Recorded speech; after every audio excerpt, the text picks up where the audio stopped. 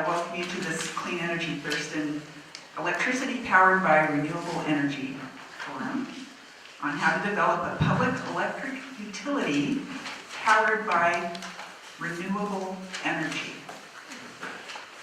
Ty Hargrove is our first speaker, or she'll sort of introduce the forum to you. She describes herself as a retired lawyer, climate activist, and grandmother. That we know that she's been such a important part of this community for such a long time. Ty, come on up and explain what we're going to be seeing today.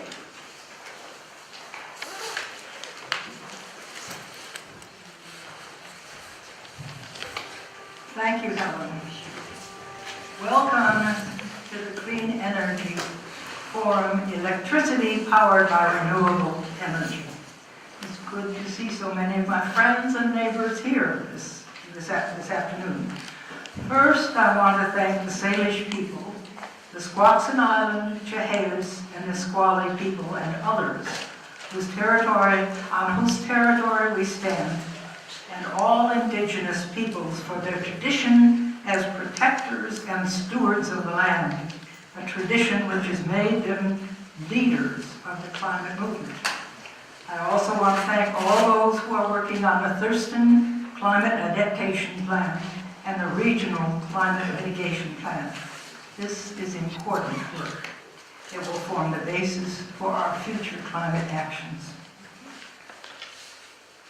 The climate news is harrowing. Last month, the UN's Intergovernmental Panel on Climate Change, the IPCC, issued a special report on the impacts of global warming of 1.5 degrees Celsius above pre-industrial levels, which confirmed what we have already learned from trajectories of the Earth system in the Anthropocene and other recent scientific studies, that half a degree of warming to 1.5 C is the new threshold beyond which lies climate catastrophe. And we have only 12 years or fewer to act before we reach the 1.5 C threshold, or before we reach a cascade of tipping points, amplifying feedback loops, which would take global warming beyond human control. Although the IPCC makes it clear that it is still possible under the laws of physics to limit global warming to 1.5 C, doing so will require drastic cuts in greenhouse gas emissions at an unprecedented speed. The precautionary principle adopted by 350.org and other activists is that we should be doing everything humanly possible to halt carbon emissions altogether and immediately. 350.org's new motto is 1.5 C equals zero fossil fuels. It is worth repeating. We should be doing everything humanly possible to halt carbon emissions altogether and immediately. And we can start in Thurston County, our small part of the world, our backyard. We are here tonight to learn how we can cut carbon emissions from electricity in Thurston County. At the present time, the electricity we receive from Puget Sound Energy is 59% from fossil fuels. We can reduce that to under 10% within 5 years if we develop a public electric utility. This is a project that is doable. It's something positive that all of us can work on, and it is a tremendous opportunity. Our speakers are here to tell us how we can do it. Thank you.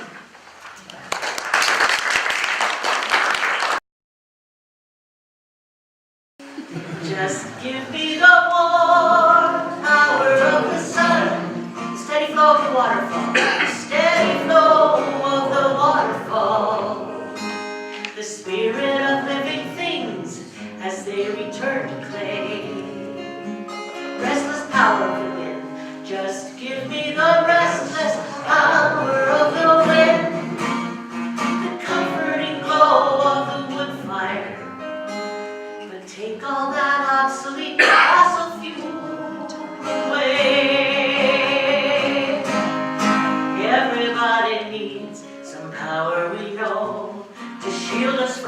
darkness and the cold, but some have seen a way to take control when it's bought and sold. We know their lives are at stake, yours and mine and our descendants in time. So much to gain and so much to lose. Every one of us has to choose. So give me the warm power of the sun, the steady flow of the waterfall, the spirit of living things as they return to play. And give me the restless power of the wind, the comforting glow of the wood fire. But put all that obsolete fossil fuel away. Yes, we know that climate change is real, and yes, we know the heartbreak that we feel. We can work together to reveal a better way. Power can come from good, clean energy, from the sun, the wind, and from the sea. We can make the new world fossil-free for a better day. So give me the warm power of the sun, the steady flow of the waterfall, the spirit of living things as they return to clay. Give me the restless power of the wind, the comforting glow of the wood fire. But take all that obsolete fossil fuel away. Won't you do it for me? Take all that atomic poison power and take all that obsolete fossil fuel. Let us have a new day that's cool. Take the old stuff away.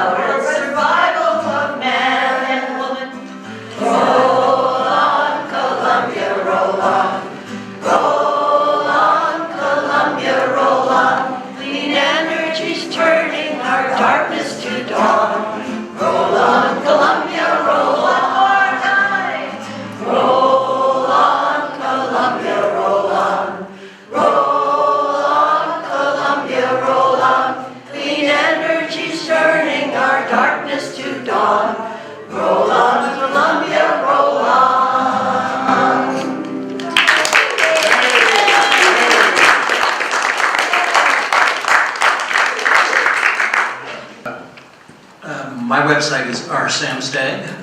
My name is Randall Samstag. My website is rsamstag@rsamstag.com. And I will put this up. They're not on there now, but I'll get a link to Bortai for the exact location on my website where you can download all the presentations.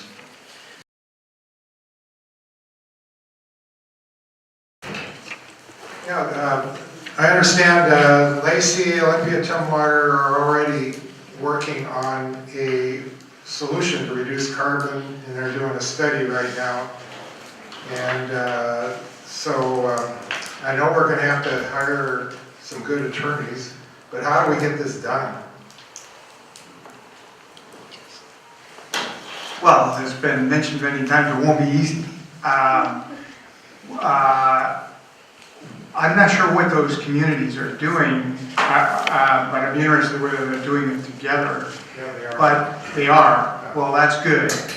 But the city of Bainbridge Island decided that what they'll do in the interim is do a carbon inventory, and that's going to take them 6 or 8 months and so on. And that's not a great. It's done.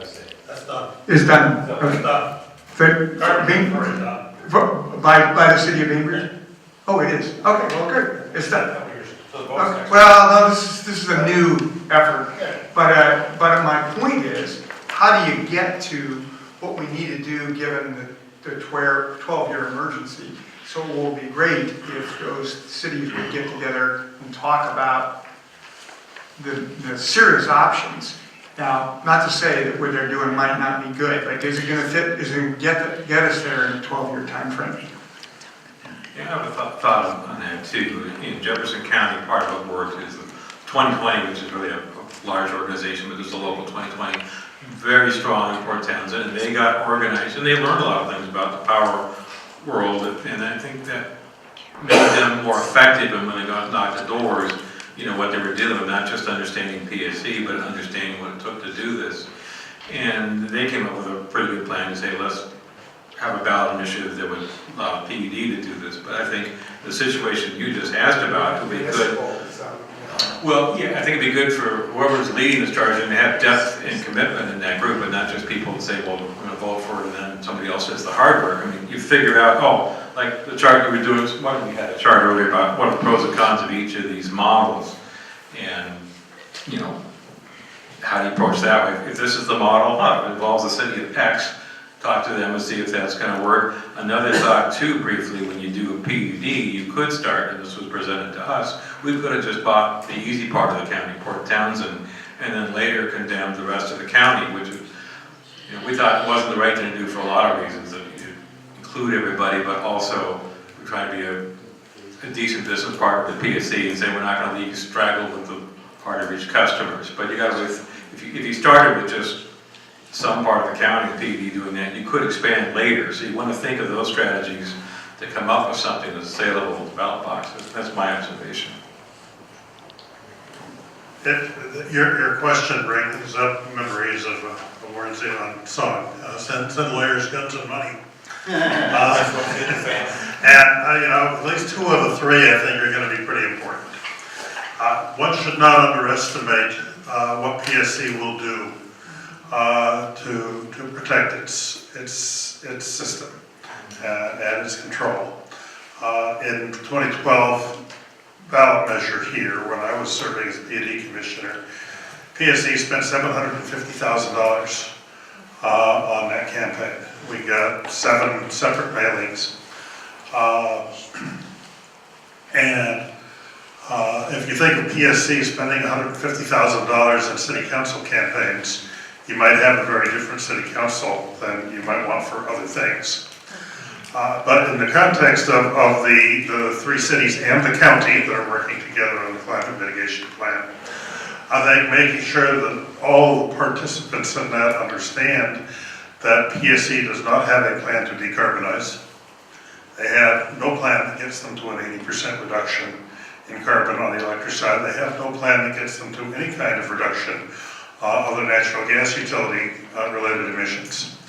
And that the climate mitigation plan can't work without clean electricity. As I said, One way may be to take the Renewable Direct program by which the cities of Olympia, Lacey, and Tumwater are buying clean power from PSC and expand that countywide. So some of that big gap that PSC has to fill is clean resources that get directed to Thurston County. That might be a cooperative way to do it with PSC's participation. They know they need to buy power. There's no compelling reason why they should prefer fossil power to clean power. They have a legitimate reason to be concerned that clean power is more expensive. If there's a county that says, give us the slightly more expensive, cleaner power, and we'll help you meet your corporate goals, your statewide obligation goals, and we can also meet our community goals, that might be a cooperative way to do it that doesn't involve PSC and citizens at war and PSC spending hundreds of thousands of dollars on local elections.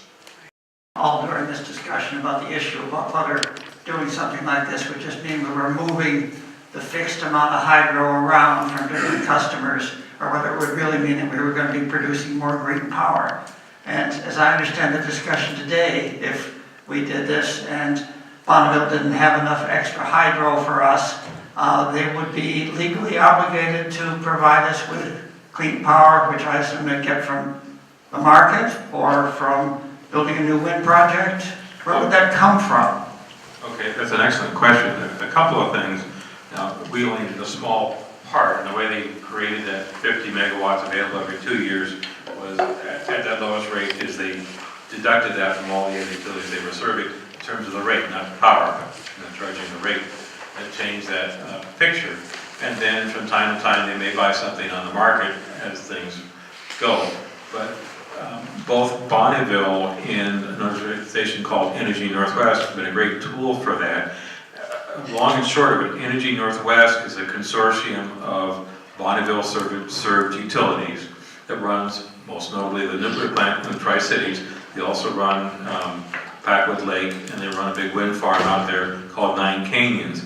And the reason I'm bringing this up a long way around is when the initiative, what do you call it, the portfolio, what's the, was voted here about 10 years ago. You had to have a certain percentage of these renewables, and water wasn't going to count for that. All these utilities that need to comply said, we want to build some wind because we need to comply. And many of these utilities, like Clallam, yeah, they have some wind in Clallam, but not at the volume that makes sense for wind. Energy Northwest built this huge wind farm called Nine Canyons for these participating utilities. So that's a way, if you're going to build more generation, instead of doing it on your own, especially if you're in an area where maybe wind isn't ideal, you could get together with others and build it that way. So there's a lot of opportunities there. Under the Regional Power Act, Bonneville, as Steve said, is obligated to provide power to any utility in the Northwest, public or private, at any time on request. That doesn't guarantee us what the price will be, but the supply is required by federal law to be, Bonneville will acquire power to do that. Bonneville, under the Regional Power Act, is obligated to give first priority to energy conservation, second to renewable resources, third to resources of high fuel conversion efficiency, and only last can it turn to conventional resources. Because wind and solar are available and economical now, if Bonneville had more demand because of additional public power load, Bonneville would need to acquire more power to serve that. And in the short run, it would do so by going out and acquiring some most likely wind and solar resources to augment its existing supply. So there would be additional clean power. In the longer run, as contracts run out, the existing public power utilities that are getting 100% of their power from Bonneville might be dropped out from Bonneville's hydro and nuclear resources, might be dropped down to 85%. But those utilities themselves, under Initiative 394, the Energy Financing Voter Approval Act, are required to give priority first to conservation, second to renewable resources, third to resources of high fuel conversion efficiency, and only after that to conventional resources. So whether in the short run, Bonneville will acquire resources, and those will have to be clean. In the long run, if the public power movement is not just Thurston, but also Kitsap and Whatcom and Skagit counties, and it overwhelms Bonneville's ability to supply with existing resources, and they cut the allocations to the public power utilities. Those public power utilities will have to backfill under the law with renewables. Many of those utilities are complaining now about the obligation to acquire 15% of their power from qualifying renewables. At a minimum, Bonneville could cut them to 85%. They could comply with Initiative 394 for the other 15, or Initiative 3.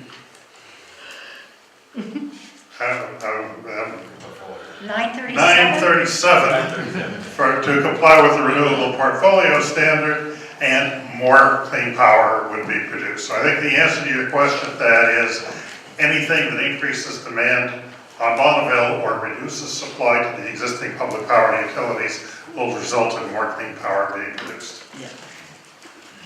Chris, did you have a response to that, or was it a question? That's a question. That's your, okay, so. But I'll wait my Don't let turn. me answer. Oh, here we go. They are exploring the possible development and management of what are called small modular reactors in Idaho.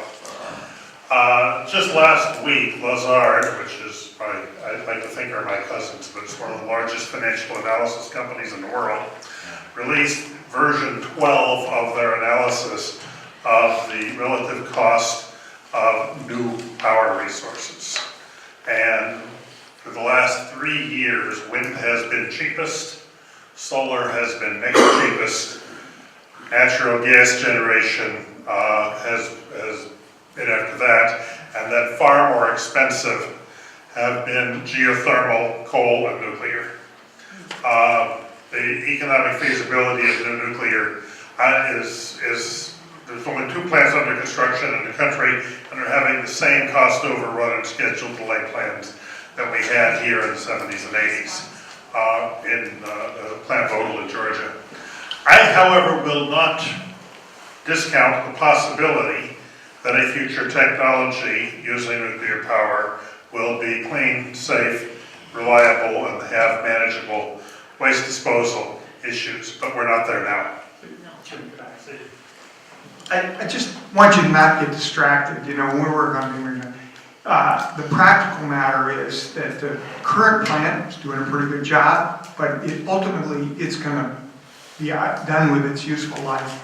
And that in this community, for reasons Jim said, I don't see nuclear as on the horizon as a solution for what, and that the cost of these renewables, as Jim stated, are there. So in any case, I think there's some muddying of the waters can happen in these public power efforts by talking about nuclear. I don't think it's a practical matter for reasons he just stated. We need to worry about it. If for some reason out in the future it becomes a wonderfully cost-effective, safe, and so on option, it'll be there. But in the time frame we're talking about, the next 12 years, it'd take 12 years to build a nuclear plant. We need to get on with this with the other resources. I have one thing then, because when we formed our power utility, I said, I want the assignment to represent us at Energy Northwest, because I had concerns about nuclear power, and my community did, is I want to sit on their board, that's how we're going to have the most oversight. One thing that's worth pointing out is the existing plant versus the cost of building one today. If you go to Energy Northwest website, I used to encourage the rest of the board, we've got to have these numbers out there more clearly, but if you compare what their cost is for Packwood Lake, which is hydropower, they do that's about 2 cents a kilowatt hour.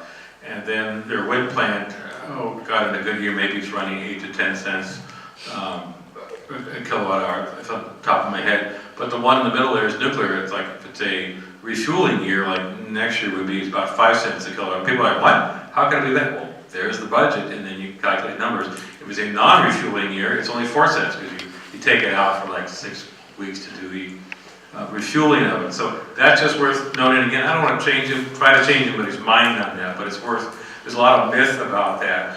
But if you want to find out about what they're looking at with what's called the modular plant, the company's new scale, end-use scale, out of Corvallis, Oregon, that's, you know, the Obama administration put some money into that technology, and that is continuing to be developed. in license. But that's a way to get more information. I won't take more time with it here. I just want to make sure people had access to that, because I took a great deal of interest in representing our board on that one. So I wanted to find out more. We're going to have, Well, just a quick follow-up on that. The Energy Northwest website is quite deceptive on the cost of power from the nuclear plant.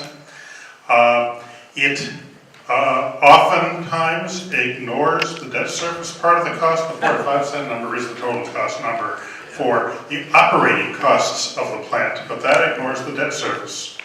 The debt service is very substantial. Now, it's not going to go away if you shut the plant down, but it's very substantial. It also ignores the $1.3 billion that ratepayers put into the plant before it started operation. That is, the rate increases for that nuclear plant started long before, it started in December 21st, 1977. The plant didn't come online until 1984. So I would say don't go to the Energy Northwest site and expect to find anything truth there. But let's come back. Go to the 4 to 5 cents. Don't go there at all. The 4 to 5 cents compares to new wind that is being bought all over the country and around the world at 2 cents a kilowatt hour, and new solar that is being bought around the country and around the world at 3 cents a kilowatt hour. Even the operating costs of 4 to 5 cents are no longer competitive in the marketplace. okay, we're going to give Elliot the last word here on this one. God help us. First question is, when does CGS, that's a Columbia Generating Station, go offline, or when is it? No, I'm sorry, wrong terminology. When will it outlive its useful life? It just got renewed its license, and it has a new condenser in it, which is not in part of the cost that they were just talking about. It does run more efficiently, but it's been licensed at least to 35, if not longer. That was my first question. Okay, so we know that it's... And that's no guarantee, I mean... Yeah. The experience around the country is that nuclear plants are taken offline when something major breaks. Trojan, it was after 16 years. Rancho Seco after about 17 years. 3 Mile Island number 2 after about 30 days. And there are plants operating that are in their 50th year. The oldest plant, Oyster Creek, has just been retired at age, they did not say for retirement, and accelerated it by a year at 53 years. So that's the longest that a nuclear plant has ever lasted. And Trojan closed. The other question is, I know people were saying nuclear's not practical, but, people were saying nuclear's not practical, it would be costly. What effect do the Trump subsidies have, I shouldn't say Trump, federal subsidies have on the cost of nuclear? Obviously, because NuScale is paying for all NRC costs on the design process, and DOE is going to subsidize construction of, so far, the small modular reactors that are going to be built in Idaho. So you have DOE subsidizing the cost. How does that affect the rates? It's been 2 years since I was on that board, but the plan at that time, NuScale received grant from the Federal Department of Energy to develop the prototype. If that goes anywhere, that's a whole different deal. I haven't seen an update since then of what's going on, but DOE has incentive for all kinds of different things they want to see developed. If you read the Seattle Times recently, talk about fusion power as well. So there's a lot of things being looked at out there. I really hope we'll move on from this one, but I'll make one point about solar. If it takes 10 years to build a nuclear plant or something in that time frame, that's the historical time, we're out of time. 2, it doesn't produce a kilowatt hour for 10 years. If you take those same monies and say you're going to get a megawatt of solar, 1,000 megawatts, which are coal plant of solar, the first year, the first 6 months, you'll be putting out power and just incrementally build to where in 10 years we have the equivalent amount of power from solar, but you're going to get the benefit of it as you roll it out, similarly with wind. So, I just encourage you not to be distracted by this issue, because it's not a real issue. It's hanging out there. It's a parochial subject. I think you ought to move on with what you require to get power from Idaho, and it's not going to be nuclear. My name is Tom Nobler, and I don't really intend to distract from the momentum on another campaign. I've been advocating, as Jim probably remembers, since 1978, to have public power in this county. 40 years later, finally in 2012, we get the opportunity to advocate and make a transition, and the PSC and Strategies 360 completely obliterate our campaign, even though we got 40% of the vote. I really resonated with Barney's comments about how difficult it is. It's amazing how many times my eyes glaze over when I try and understand the electric grid and all the issues and all the complications of it. Steve opened his comments by saying, we've got 12 years. We have 12 years now. We're in a climate crisis. This is how we have to do something. Is there an easier way? Maybe not under this federal administration, but maybe, just maybe, the federal administration and the state and coalition, of course we have an environmental governor now, need to call it for what it is. It's a crisis. We have 12 years. We have to make more serious changes now in how we do this whole thing. And with a combination of the federal effort with the BPA and the state effort getting PSC out of the picture, bringing the public into the picture, and beginning to take the steps we need to actually avert a climatic and a global disaster. How do we do that? Maybe it's unfair for me to grab the mic again, but think of this. Barney and the others have done, I put in my slides, this is going to be hard. And you have direct experience with what it takes. But the stakes are high. And I don't think those people up in Jefferson County, with the exception of Barney Burke, are smarter than the people in our capital city. And a big part of it is, we don't have to understand all these deals. What Jefferson PUD is hired smart people who do know the answers, experienced managers. You might hire somebody who is at the senior level of an existing utility, an engineer and so on. So it's similar with brain surgery. You can talk a lot about it, but in the end you're going to hire people who do know how to do it. So it's hard, but it's far from impossible. And I can tell you, those 62 communities, including McCleary and so on, they're not geniuses there that made this happen. They're regular people, particularly the PUDs were created, who got the expertise that they needed and are now successfully in business and not producing carbon. Hi, I'm Barb Scavisi. I work for the Thurston Climate Action Team. It's a nonprofit organization, and I just want to address Joel's question from much earlier about the county and the 3 cities on their climate mitigation plan. There is a group, Carbon Free Thurston, that meets periodically and is following the plan, has been encouraging the plan, and we've gone to city council meetings and the county commission meetings, and Tom Crawford is the leader, and if you want to join that effort, I really encourage you to do so. And to find out when those meetings are, I can put you in contact, or if you get the TCAT newsletter every week, we will announce those meetings there as well. Thank you. Before I became a public utility district commissioner, I was a fisheries biologist, and I also studied geology. One of the facts that the public doesn't know is that more hydropower is produced in our region, just in the federal system. More than half of the nation's hydropower is here because the basalt plateau of eastern Washington was only formed less than 18 million years ago. And so it has a very steep trajectory. Lots of head means lots of power, as far as if you're a dam designer. And that's why we have more than half of the nation's federal hydropower in terms of megawatts in our region. It's a huge resource, and what's unique about it is that we own the transmission system, i.e. the federal government, BPA, largely somewhat controlled by our own congressional delegations of the 4 states. So we have a unique position to make use of that asset that no other state has. Hawaii doesn't have it, Alaska, the rest of the country does not have this resource. Some states are still benefiting from it, like California and Nevada, but we have dibs on it.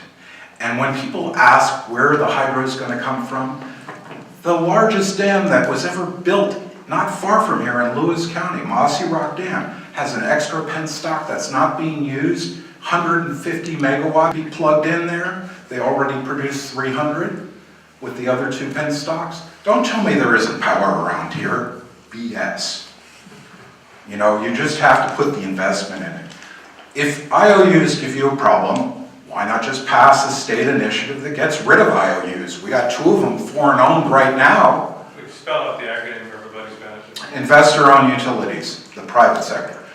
If that's a problem with getting what we need for this state, which is already over half public power, then just go straight to the initiative, go to the ballot. Do you think there are people in King County that would like to have public power? Yes, you bet they are, but some of them can't live in Seattle or Shoreline, and maybe they're not part of a co-op.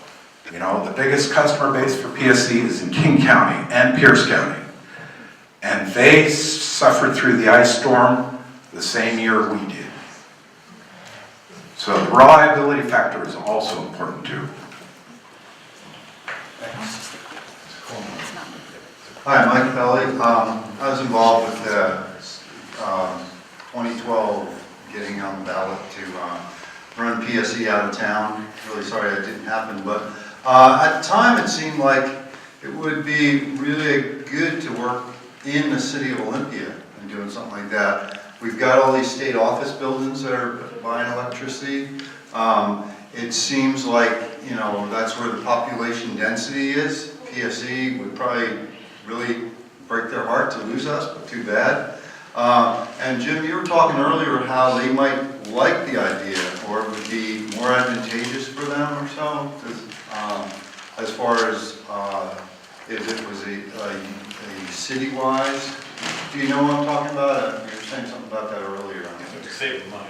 When, first of all, there's the issue of it being favorable to PSC. PSC sold about $40 million of distribution assets in Jefferson County to the PUD for over $100 million. There was a $60 million gain on that transaction. They also were able to dispose of a very uneconomic part of the service territory. Jefferson County is not as prime a part of their service territory as King County, Pierce County, even Whatcom, Skagit, and Thurston County. So they brought down their average operating costs by getting rid of the undesirable part of their system. They got a bunch of money by selling it. The same could be true for some other parts of the service territory, but Jefferson was particularly favorable to PSC to dispose of, and that's part of the reason they were so cooperative about it. Once the Australians took over the company, they took a more pragmatic financial approach and said, this rural area can't possibly be covering its costs. It's bringing up the average cost of the system, and we have an opportunity to dispose of it. That'll bring down the average cost of the system, make it easier for us to hold on to our prime service territory. Now, coming down to Olympia itself, it could be very attractive for the state government to have access to lower cost and cleaner power, given the state's commitment to climate mitigation. And having an Olympia municipal utility would enable that. Having a cooperative that served the Capitol campus and adjacent buildings, the ones that the state leases that are right near the buildings, could be a co-op of just state loads, and that doesn't require a vote of the public. You could form that cooperative tomorrow. Or the city of Olympia could start building its own municipal system, not take over PSCs. And that was something that was explored in the PUD's 2012 study, was actually building a new system to serve the downtown core in order to get the benefits of undergrounding and modern technology in the downtown core. There are a lot of options that could work. Some involve the city of Olympia taking action, some would involve state government taking action, and all of them would involve citizens taking action. Some of them could be favorable to PSC, some of them could be unfavorable. Hey, one thing, back to the original question, you know, PSC is going to fight tooth and nail for losing Indian territory. You know, we were at not only at the tail end of the territory, but across the canal. So there's lots of reasons And there. electric only, not gas. Yes, but also so spread out and so forth. And for us, from a connection standpoint, we happen to be right next to the BPA transmission line anyway. And I'm not an electrical engineer, my master's or something else, but when you try to take territory right here in the middle, there's some real thought to do about, equipment and, how you get the power in and so on. There's ways to do that in the electric industry, but like I said, those 5 rules about how easy it is to do, there's some real issues there. And you saw how PSC not only poured money into this initiative in 2012, but I think it was really significant that the IBEW, the linemen's union, came out in favor of not municipalizing. And of course, when we formed our PUD, of course we went to IBEW, and those are the linemen, that is their union. Those are the best workers out there. You want them running your PUD, in my opinion. But boy, when the union came out against it, I think that was really interesting, and I don't see PSC seeing any advantage in selling this in their bigger picture, even though you could point out some numbers there, the bigger picture, PSC doesn't want to sell this, I guess. There's that. That had to do with the closure of the coal plant. The They're the same union. thing about Jefferson PUD, that's one of the willing seller by Puget Sound Energy is, go have a look if you want. I had a former executive at PSE come to me in a conversation with me say, Steve, have a look at page 59 of the PSE's SEC filing about the sale of Jefferson PUD. And I went to it, and it was the page where they have to disclose the compensation benefit for the officers of PAC for the sale. Steve Reynolds was near retirement. He got $20 million. There was another $15 million which was shared among the chief financial officer and so on. So they became quite cooperative about that. At the same time, I don't think we're going to find another place where they're a willing seller. There is one thing about the condemnation process. Even in Jefferson PUD's case, we don't know what was happening behind closed doors because they had an agreement not to disclose these things. But in almost every case of successful public power, and I think probably every case, the threat of condemnation was there. But in the majority, and I think believe almost all, and Jim may know the answer to this, it ended up being a negotiated deal because once the community demonstrated how serious they were about condemnation, the company, who is, after all, makes very logical decisions about money, said it will be more beneficial to us not to go through with this, but to negotiate the sale for reasons similar to what happened in Jefferson. A big premium was paid to avoid problems. But condemnation is very important, and without it, it's the one flaw in the co-op model that can be mitigated in other ways. But the flaw in the co-op model is the co-ops don't have condemnation authority. But in Hermiston, Oregon, the city did the threat of condemnation to Pacific Corp, and then they turned over and had a co-op run the utility. So just. Steve's right about the importance of the law on condemnation. That the threat of condemnation creates a risk that the selling utility might get a relatively low price, because that will be determined by a jury. And I worked on the Emerald PUD takeover and a little bit on the Columbia PUD takeovers in Oregon. And in both cases, the utility had initiated the condemnation process. They had a condemnation trial date set, and they reached an agreement. And same thing with a couple of others. The prices reached were generally the condemnations have generally allowed the utilities to recover about 1.4 times their actual investment. The settlements have typically been in the 1.4 to 1.7 times. Jefferson paid about 2 times. Initially, the takeover of the Kauai Island Utility Cooperative was originally proposed at 1.9 times. It came down before the state commission would agree to it, to approve it. But the threat of condemnation creates negotiating power. That's very important, and Steve is right, the co-op doesn't have that. The co-op would have to have a pile of capital, Portai and Helen would have to each put up about $20 million apiece, that's not that big a deal, to fund not just the lawyers to make it possible, but also the investments to make it real. So there's some challenges to the PUD model unless you've got a couple of deep pockets, but it has advantages and disadvantages over municipalization or PUD as a path. All right, we're closing in on 4:30 here. I'm going to give a little bit of a last word to Glenn. He's the last in line here, so go ahead. Thank you, Helen. I appreciate this afternoon's event. I think this is powerful. I think we have a potentially good future in front of us. The context for all of this is the recurring dynamic between stuff that's top down versus stuff that's bottom up. Democracy, membership, ownership, citizen activism, and all that. And we need to remember historically, all the good stuff that's happened in this country has happened because ordinary grassroots people organized. It's the labor movement, the women's right to vote, environmental movement, all the good stuff that has come about has been bottom-up organizing. We are in that tradition here with this afternoon's event, and I appreciate Bortai and the other people who had a hand in making this event go. I hope that we'll move ahead with that historical trend of bottom-up successes. Thank you all. So what do we do next? The question was, so what do we do next? That we could probably go on for an hour with that one, but yes, let's ask that, give everyone a chance for a last word if you want to. Well, what I've seen historically, or the things that others can comment on this, is a few people get together and start being the core, focused on this. There's a lot of other good things you're doing in climate action and stuff like that, but focused on this and get more knowledgeable and pull in there people in this community who have a lot of knowledge, not just folks like us, but others out there who, that's the way, that's the starting point, have a meeting and have those people put their heads together and see, how this might happen.